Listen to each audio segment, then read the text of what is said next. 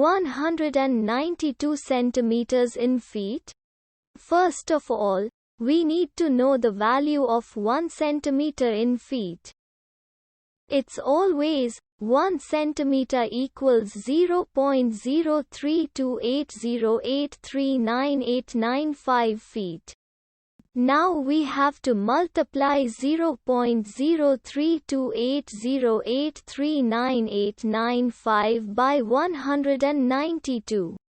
Therefore, 192 centimeters times 0.03280839895 feet equals 6.299212598 feet.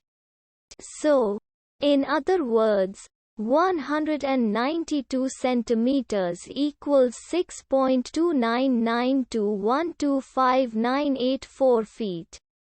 We hope you have enjoyed this video. Please like and subscribe to our channel for more videos like this.